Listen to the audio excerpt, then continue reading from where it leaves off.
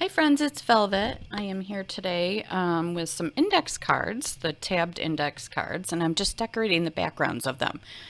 And what I'm doing is I'm using some of the Tim Holtz Distress ink and the Distress Oxide ink that I've put out on my craft mat and then just sprayed with water and just did the tap method where you just take your paper, substrate, whatever, and you tap it into the color and then pull it back up, and you can kind of move the index card or whatever around and make the color go around. And then what works really well is to dry the colors in between applying them, so that you get more of a layered effect, and you can see the ones that I've already done. And now you can see which inks I'm using, the blue and the brown there. And then I'm just, kind of going in and using what's left of the ink that's down on the craft mat. And I've gotten out some watercolors, the golds that I like to use, and I've also gotten out some of the sprays, the mists. I think I got out 3 different ones, all kind of brownish, or I think there's like a brick red in there too. Very light colored though. And you can see I'm just kind of messing around with the inks on the background right now, and I'm drying it up because that really gives you the best results if you want any kind of layering. The more you put on when it's wet, the more likely it'll become a muddy color, which is fine if that's what you're looking for. And sometimes you are. But in this case, I didn't want the muddied effect. I really wanted to be able to see some of that blue and some of that brown. And then, of course, the sprays that I'm going to drip on there. So apologies because you can see the shadow of my phone across my arm and the craft mat. And the only reason that is because depending on the time of day, I have to put the overhead lights on downstairs when I'm crafting. Now, it's possible I'm going to speed up here so that you don't have to. So I finished, well, it looked like I finished that one, but I think as I was kind of putting it away, I decided it needed to be heated a little bit more. I really love the layered look of the Distress inks. And, you're not limited to Tim Holtz Distress inks. You can use any dye ink that will work. You just kind of put it down on your mat and spray it, and it will work. So if there's a color that's not available in the Tim Holtz stuff, can't imagine there is, but it's possible. Or if there's another ink that you really like that's a dye ink, try it with that. Just spray it with some water once it's down on your craft mat and give it a go.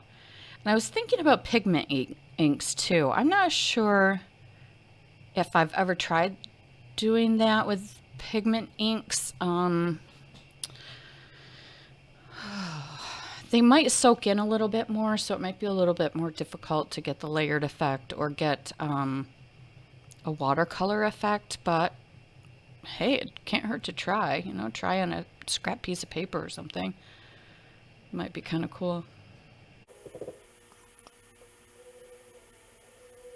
So now I've got some of that done. I've reached over for some black soot ink now. I just wanted to add a little bit of the darker shade in here. I watered it down quite a bit so that it wouldn't be too black.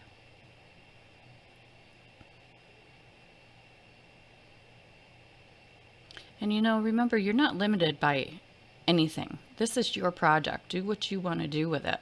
If you want to get out some chalks and, play with those on there, maybe some watercolor pencils, scribble away and squirt with some water, and you've got yourself a kind of a cool background to work with.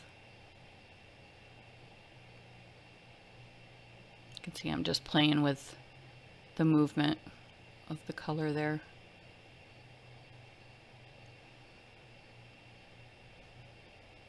I think I don't do this enough. I really enjoy doing this, playing with color and playing, you know, with texture. It's just a lot of fun for me.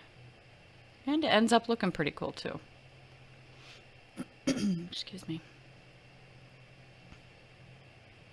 So here I'm just still playing with that black, kind of moving it around, getting some streaks. And then what I'll end up doing with these cards is just gluing them to a page and making tucks or pockets out of them. They could even be kind of inserted into a pocket as a journaling card. Both sides are lined, so you could perhaps decorate one side and then leave the back for journaling if you want.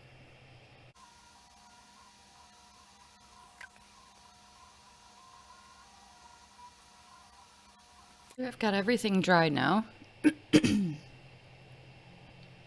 Just gotta mop up what's on my mat there.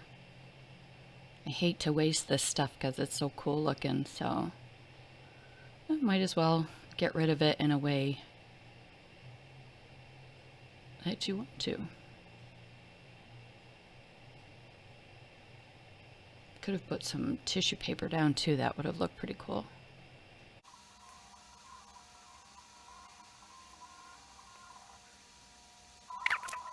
So here I am drying these layers in between and then adding to it so that you can see the different layers.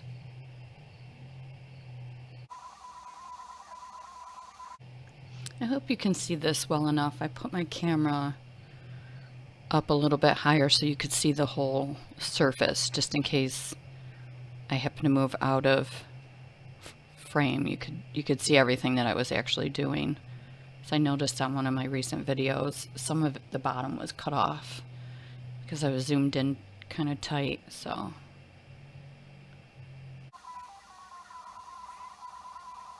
And see, I'm going through them and seeing that I want some more color on some of them. And that's the beauty of this, is it's so easy to add to. Especially when the colors are right there on your craft mat for you.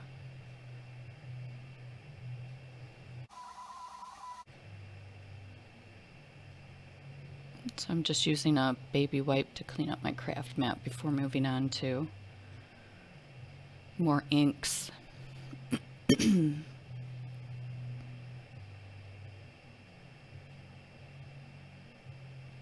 Okay, so I had paused to get all of my stuff out, and you can see I'm showing you what I've gotten out, and it's some watercolor inks, my favorite, Kirtaki. And then those are the sprays that I got out. I think I've got a Heidi Swap. That looks like Diane. And then the other one was Eyes Ink. So I decided to go with the sprays first, and that doesn't necessarily mean I'm going to spray, but I do use these a lot for kind of sprinkling some color on. I love that technique so much. I probably overuse it, actually. When I do remember to do ink splatters, it's like I go to town on it.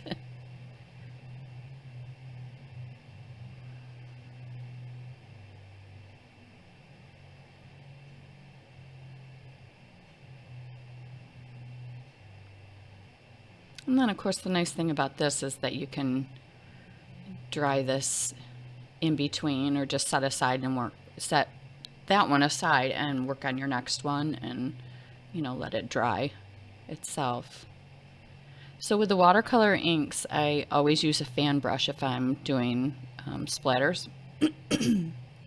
I just like how that works, because the fan brush, once you get it wet and dip it into the pan, it separates. The feathers kind of separate, and you get some really cool effects with that. Here I'm just trying to mix it up a little and use a little bit of the spray. A little goes a long way. And then I'm putting on a couple of dots.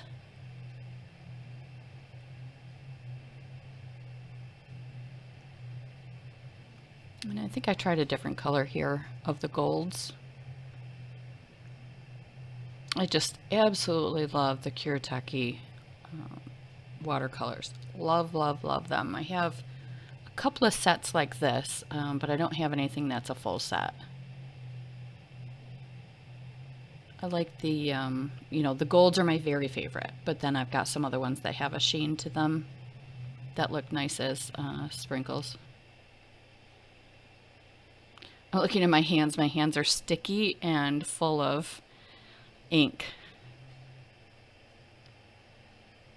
So now I'm using a darker gold here just to mix it up on this, because I can see that I've got, you know, some pretty heavy color there. So I just kind of want to lighten it a little bit with the gold. And I don't do a whole lot of water in each of the pans. That way your sprinkles are a little bit thicker.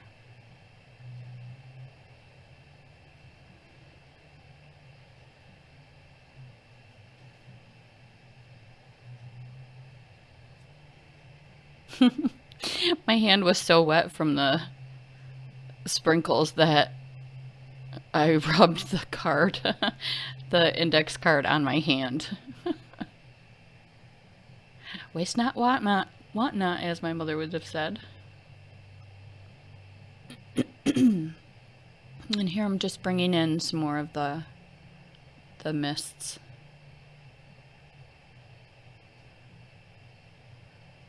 And yes, you can water them down with, you know, a little bit of water to make it move a little bit.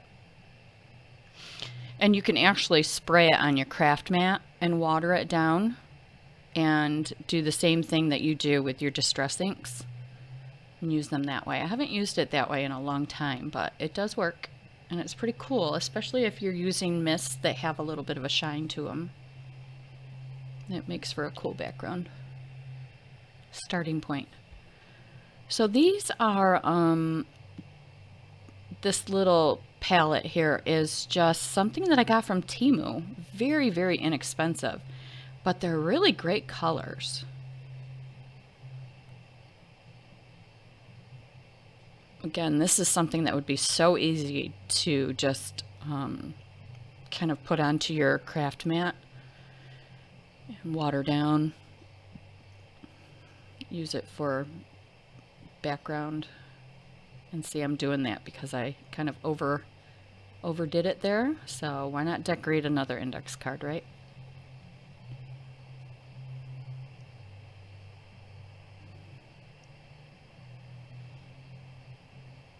Decisions.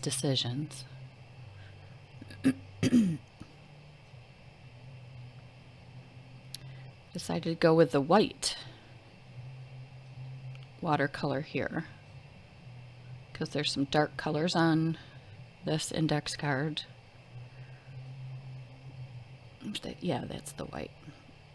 It's not a vibrant white, but it's enough to break up that solid color, you know, the dark color that's there. And again, got it all over my hand.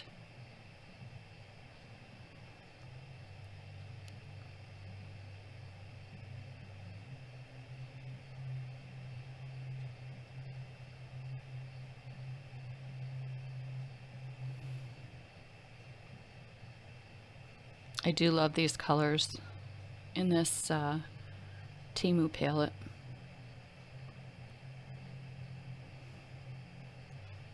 I do have a Kuretake palette that has some of these colors in it, and they are gorgeous. I just grabbed this because it was on top of my pile. And it works. It serves its purpose.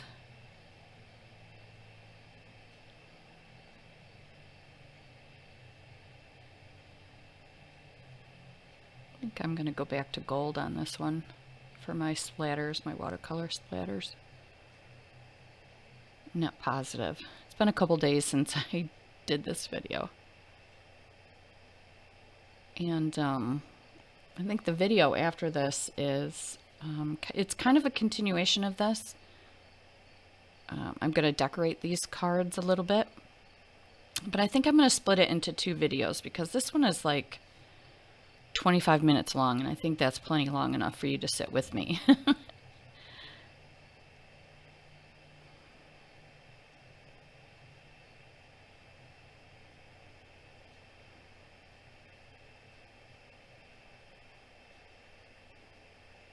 So cool thing happened here when I was drying this one.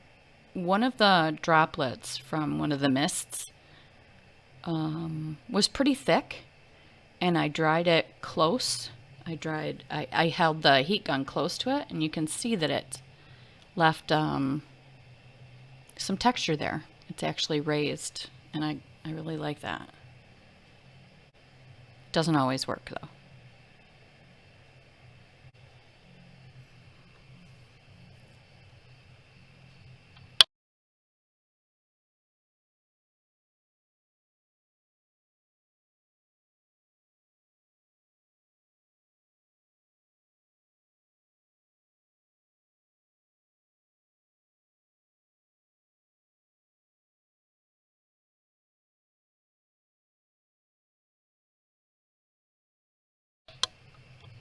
So I'm not sure if you caught what I did there, and it's probably something that everyone knows, but for that 1 or 2 people who might be watching this and they don't know that this works,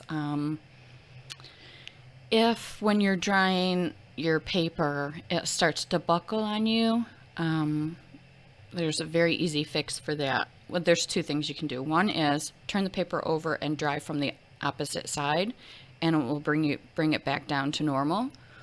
And if that doesn't work all the way, try spraying the back with a little bit of water, just a little bit, and turning it over and drying from the back. And that should take care of straightening it out so it doesn't buckle.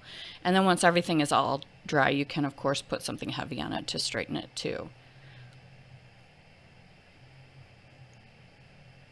I have been known to iron some of my coffee dyed papers too. It works. And it's easy.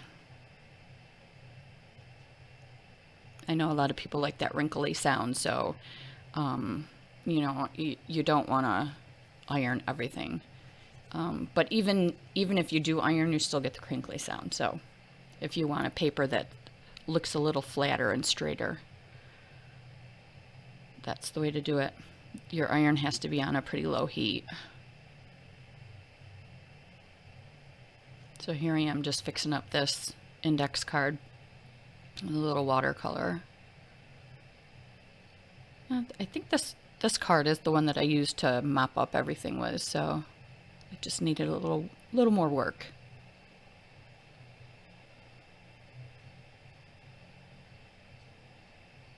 Yesterday I brought some of these index cards, the blank ones, up because I had boiled some roses, some red roses that I had gotten from my husband, and I had the water in my fridge and it was time that I needed to use it up. So I just brought some of these up and just kind of dipped them in the water and set them out, and I put a stencil on top of a couple of them, and they turned out kind of cool.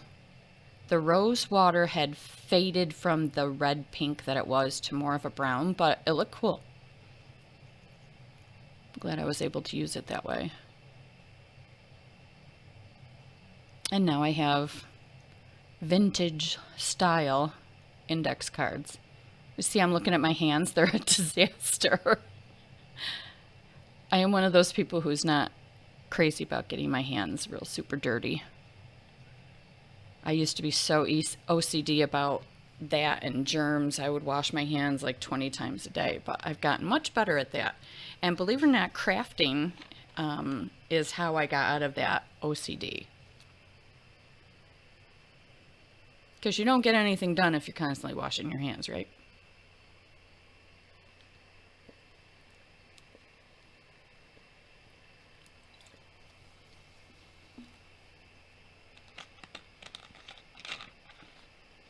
So we're just about done here. And I want to thank everybody for tuning in and hanging out with me today. I appreciate that. I hope you were able to accomplish a couple things. And thank you so much for hitting like, subscribing, leaving comments, and all you do to support me. Have a great day.